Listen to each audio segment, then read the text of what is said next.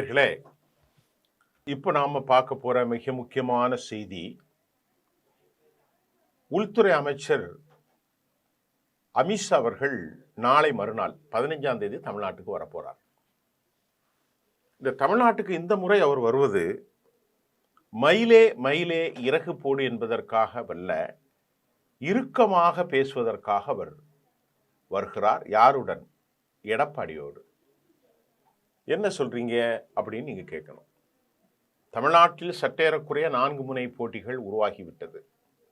திமுக தலைமையிலான ஒரு கூட்டணி, அதிமுக தலைமையிலான பாஜக மற்றொரு கூட்டணி, நடிகர் விஜய் அவருடைய கூட்டணி மட்டும் இருக்கிறது. யாரெல்லாம் சேர்ந்திருப்பார்கள் என்பது தெரியாது. 4வது என்டிகே, அதாவது நாம் தமிழர் கட்சி. இப்ப இந்த கூட்டணிகள், இவற்றில் வலுவாக இருப்பது திமுக கூட்டணி, வலுவற்று இருப்பது அதிமுக.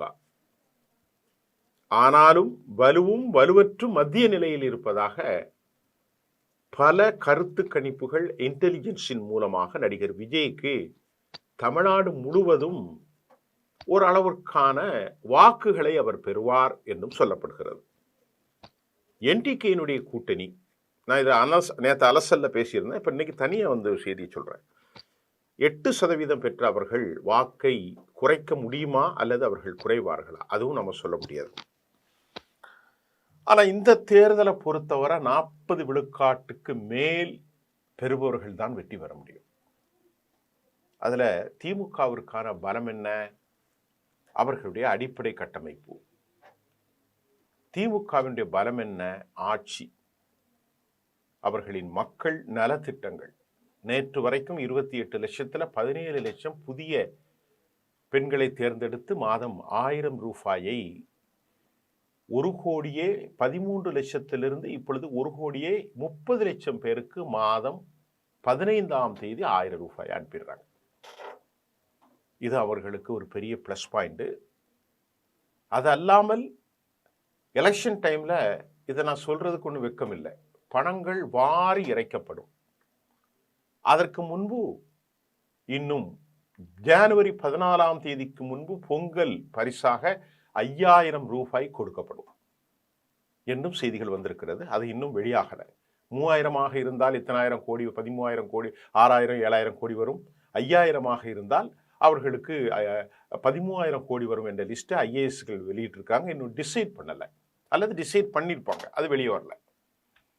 இப்போ திமுக 2023, 22, 23, 24, 25, 25, 26 வரைக்கும் 30,800 கோடிக்கு மேல், 45 லட்சம் ரூபாய், 30,858 கோடியே 45 லட்சம் ரூபாய், அதாவது 31,000 கோடியை மக்களுக்கு மாசம் 1000 ரூபாய் கொடுத்துட்டாங்க. அது மட்டும் இல்லாமல் இன்னும் பல திட்டங்கள். இதெல்லாம் அவர்களுக்கான பிளஸ் பாயிண்ட். அது அல்லாத ஒரு பிளஸ் பாயிண்ட் கூட்டணி பலம். காங்கிரஸ் கட்சி கூட்டணி இல்லை, இருந்தாலும் அவர்கள் பலம் ஒன்றும் இல்லை. பிஜேபியோடு கம்பேர் பண்ணும்போது காங்கிரஸுக்கு அடிமட்ட தொண்டர்கள் யாரும் இல்லை. ஆனாலும் ஏதோ ஒரு வாக்குகள் இருக்கிறது. சிறுபான்மையினர்களின் வாக்குகள் அவருக்கு இந்த முறை கிடைக்கும். அது மட்டும் இல்லாமல் தலித் வாக்காளர்கள் வட தமிழ்நாட்டில் அவர்களுக்கு பலம். வழக்கம் போல் தேவேந்திர குல வேளாளர்களில் 50% கிறிஸ்தவ வாக்காளர்கள், அவர்களின் பலம். இதெல்லாம் நான் தொடர்ந்து சொல்றேன். அரசு எந்திரங்கள் அவர்களின் பலம், பணம், திட்டங்கள், அப்புறம் ஊழல்கள்லாம் மலிஞ்சிருக்கு. அது நம்முடைய மக்களின் மனங்களே அவர்களுக்கு மாற்றிவிடும். அது உலகத்தில் அப்படித்தான். அந்த கடைசி காலத்துல ஓட்டு போடும்போது கொடுக்குற பணத்தை மட்டும்தான் நம்மால் பார்ப்பான். இது ஒரு பக்கம். இரண்டாவது, அதிமுக ஆட்டை கடித்து மாட்டை கடித்து என்று சில உதாரணங்களை சொன்னாலும் அது மிக மோசமான ஒரு நிலையிலே போய்விட்டது. அவ்வளவு கீழே போயிட்டுங்கிறாங்க. எடப்பாடி தலைமையில் அந்த கட்சி ரொம்ப ரொம்ப வலிமை இழந்து போனதாக சொல்லப்படுகிறது. வரக்கூடிய தகவலை தான் சொல்றேன். இதனால அவர் யாரையும் சேர்க்க மறுக்கிறார். இது அந்த கட்சிக்கு பலவீனம். கடந்த முறை டிடிவி தினகரன் போன்றவர்கள் ஏற்படுத்திய தாக்கம், ராமநாதபுரத்தில் ஓபிஎஸ் அவர்கள் பிரித்த வாக்குகளின் தாக்கம், இந்த மாதிரியான பல விஷயங்களில் யாரையும் இப்பொழுது சேர்க்க மறுக்கிறார் என்பது மீளும் அவர்களை கீழே கொண்டு போயிட்டு 23% கூட இல்லை அப்படிங்கிறாங்க. இப்ப நடிகர் விஜய் யாருடைய வாக்குகளை பிரிக்க போறார், திமுகவா அதிமுகவாலாம் தெரியாது. ஆனாலும் அவருக்கு பலம் இழந்திருக்கிறார். இத மத்திய இன்டெலிஜென்ஸ் பக்காவா ஸ்கெட்ச் போட்டு நாளை மறுநாள் வந்து எடப்பாடிட்ட பேச போறாராம். ஏன் அமித்ஷா பேச போறார்? இவங்க நல்லதுக்கு கட்சி ஒரு வளர்க்கறதுக்கு அல்ல. இந்த சமயோகித புத்தியில இவனை பயன்படுத்தி தான் ஒரு 10 சீட்டு ஜெயிச்சிடணும், 15 சீட்டு ஜெயிச்சிடணும் அப்படிங்கிற ஒரு ராஜ யுக்தியை பிஜேபி பயன்படுத்தும் விதமாக நாளை மறுநாள் அவர்கள் திங்கட்கிழமை வரப்போகிறார். எடப்பாடியோடு நேரடியாக அதிமுகவை ஒருங்கிணைப்பதை குறித்து பேச போகிறார். ஆனால் அவருக்கு தெரியும் அமித்ஷாவுக்கு இவனு ரொம்ப காலம் நிற்க மாட்டாங்க. இந்த கூட்டணி இதுக்காவது நம்ம வைத்துக்கொண்டு நாம ஒரு 20 சீட்டு பிடிச்சிக்கலாம், ஒரு 15 சீட்டு வாங்கிடலாம் அப்படின்னு ரொம்ப பெரிய திங்கிங் பண்ணுவாங்க பிஜேபி. அதிமுகவை காலி செஞ்சிடணும், அது இனி உருப்படக்கூடாதுங்கிறதான் அவங்களுடைய திட்டம். அது எனக்கும் தெரியும், எல்லாருக்கும் தெரியும், எல்லா பத்திரிகையானுக்கும் தெரியும். அதனால தான் இப்போ செங்கோட்டையன் அங்கே சேர்த்து விட்டாங்க. யாரையுமே கட்சியில் இணைய விடாமல் மறுத்து கொண்டே இருக்கிறா. அது அதிமுக அவர்கள் வெளியே மறுத்தாலும் இப்போ நீ மறுக்காத, இப்போ சேர்த்துக்கும், அப்புறம் வேணா நீ தனியாக இருந்துக்கோங்கிற மாதிரி வெளியே சொல்லாமல். ஆனால் வெளியே கேட்டால் நாங்கள்லாம் எல்லாரும் ஒன்றா சேரணும், லீலா பேலஸில் சொன்னார், அப்படி சொன்னாருன்னு கதையை பேசிக்கிட்டு இருப்பாங்க. அது உண்மை கிடையாது. அவர்களுடைய நிலை உங்களுக்கு தெரியும். உத்தரப்பிரதேசத்தில், மத்திய பிரதேசத்தில், ஜார்க்கண்டில் அவர்கள் செய்தது, ஆசாமில் செய்தது, இது எந்த ஒரு மகாராஷ்டிராவில் நடந்தது, பீகாரில் நடந்தது, தேவகவுடாக்கு நடந்தது எல்லாம் தெரியும். இன்னைக்கு எடப்பாடியும் காலி செய்யறதுக்கு முயற்சி, எடப்பாடியும் அந்த கட்சியை காலி பண்றதுக்கு தான் முயற்சி பண்றாரு. அவர் என்ன பேச போறார், எடப்பாடி அதுக்கு மடங்குவாரா, அது வேற விஷயம். அதுக்கப்புறம் வானகரத்தில் நடைபெற்ற கூட்டத்தில் சி.வி. சண்முகம் பேசினார்.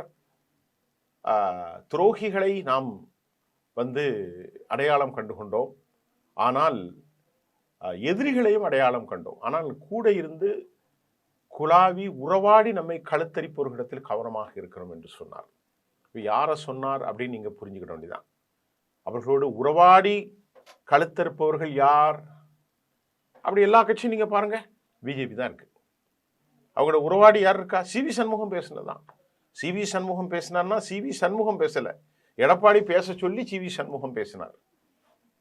துரோகிகளையும் எதிரிகளையும் நாம் அடையாளம் கண்டுவிட்டோம், உறவாடி கழுத்தடிப்பவர் யார் அப்படிங்கிறத very strong message to BJP.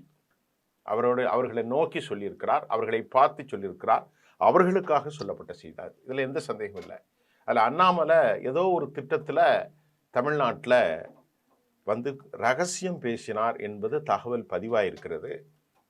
அவர் இவர்களோடு பிரிந்தவர்களோடு ரகசியம் பேசினார், அப்படி இப்படி எலெக்ஷனுக்கு அப்புறம் நம்ம பார்த்துக்கலாங்கிறத தான் சி.வி. சண்முகத்தை கடும் சூடாக்கியிருக்கு. அவர் பேசியிருக்கிறார், எலெக்ஷனுக்கு அப்புறம் எடப்பாடியை காலி செய்யணும் அப்படிங்கிற திட்டத்தை தான் உணர்ந்து அவர் சொல்கிறார். இது இங்கே நடக்கிறது. நடிகர் விஜயை பற்றி நாம் பேசணும்னா அவர் ஒரு தனி மனிதன் தான். அந்த கட்சியில் மற்ற அவ்வளோ பேரும் ஜீரோ. புஷி ஆனந்த்லேருந்து ஆதவ அர்ஜுனில் இருந்து இப்போ போய் சேர்ந்த செங்கோட்டையன் மட்டும்தான் அவருக்கு அடுத்தாகல இருப்பார். ஏன்னா அவர் ஏற்கனவே ஒரு 50 வருஷம் தலைவர், கொங்கு மண்டலத்தில் ஒரு பேர் உள்ளவர். அவரை தவிர வேற யாருமே அங்கே ஆதவ அர்ஜுனெல்லாம் ஒரு பைசாக்கு போட மாட்டார். பணத்தை இருக்கக்கூடிய மார்ட்டின் மர்மம், அவ்வளோதான். அவங்க பேசுறதுக்கும் ஒரு பெரிய விஷயம் இல்லை. விஜய் ஆரோக்கியசாமி யாருமே இல்லை. வழக்கம் போல தனியாவர்த்தனம் செய்கிற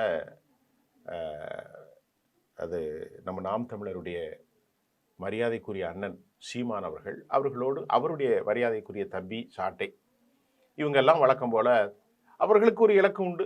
சேர்ப்பதை விட தனித்து நிற்பது, தனிப்பட்ட முறையில் அவர்களுக்கு சில நன்மைகளை சர்வதேச அளவில் பெற்றுத்தரும். தமிழர்கள் மத்தியில் பார்த்தீர்களா அப்படின்னு சொல்லக்கூடிய அளவுக்கு அவர் நிற்கிறார். இருந்தாலும் வயிற்றுப்போக்கும் வயிற்று உளைச்சலும் அவர்களுக்கு காணப்படுகிறது. எங்கேயாவது வாட்டை குறைச்சி போடுவாங்களோ அப்படின்ட்டு. இதில் திமுகவுக்கு ஒரு சின்ன குறை என்னன்னா, கிறிஸ்தவ வாக்குகள் இந்த முறை போயிருமோ அப்படின்ட்டு ஒரு அச்சத்தின் காரணமாக கன்னியாகுமரி மாவட்டத்தில் அப்பாவும் பிள்ளையும் சேர்ந்து கிறிஸ்தவ தேவாலயங்களில் இந்த வருஷம் மகத்தான கிறிஸ்தவ செய்தியை அவர்கள் வைக்கப் போகிறார்கள் என்று சொல்லுகிறது. இவர் வந்து வெள்ளாளர் சமூகத்தை சார்ந்த கேத்தலிக் கிறிஸ்தவ சமூகத்தை சார்ந்தவர் தான் எஸ்.ஏ. சந்திரசேகர். அவருடைய பிள்ளை தான் ஜோசப் விஜய். இது எப்படி நானாவிட்டாலும் நானாடவில்லை என்றாலும் என் சதையாடும் என்று நம்மால நிற்கிறான்னு கொஞ்சம் ஓட்டு போச்சுன்னா அது திமுகவுக்கு இடைஞ்சல் தான். இதை இன்டெலிஜென்ஸ் உளவுத்துறை, தமிழக உளவுத்துறை சுட்டி காட்டியதால் ஒரு பதட்டம் அங்கே இருக்கிறது. இதுதான் தமிழ்நாட்டில் உள்ள இப்போ நிலை. நாளைக்கு மறுநாள் வந்து அழுத்தம் கொடுக்க போகிறார். இந்த அழுத்தத்தில் அவர் மடங்குவாரா? அவர் சேர்ப்பது கஷ்டம்தான். அப்படி சேர்க்காத பட்சத்தில் என்ன நடக்க போகிறது பொறுத்திருந்து தான் பார்க்கணும். இது பரபரப்பான தற்போதைய அரசியல் செய்தியாக இருக்கிறது. நாம் தமிழ்நாட்டுடைய இந்த செய்தியில் அடுத்த செய்தி ஆதாரத்தோடு உங்களுக்கு தரப்போகிறேன். இப்போ இந்த பத்திரிகையில் வர்ற செய்திகள்லாம் அவங்கவுங்க இஷ்டத்துக்கு எழுதிட்டு இருப்பாங்க. நம்ம அதெல்லாம் நம்பக்கூடாது. அதிலிருந்தும் நாம் சில செய்திகளை எடுத்துக்கொள்வோம். நமக்கான பர்சனல் தகவல் மூலமாக மூத்த பத்திரிகையாளர்கள்ட்டேருந்து எடுத்துக்கிற செய்தியை தான் ஒரு கலவையாக நான் உங்களுக்கு தந்துக்கிட்டே இருக்கேன். இனி தொடர்ந்து தரப்போகிறேன். தேர்தல் முடியும் வரை காத்திருங்கள். நன்றி.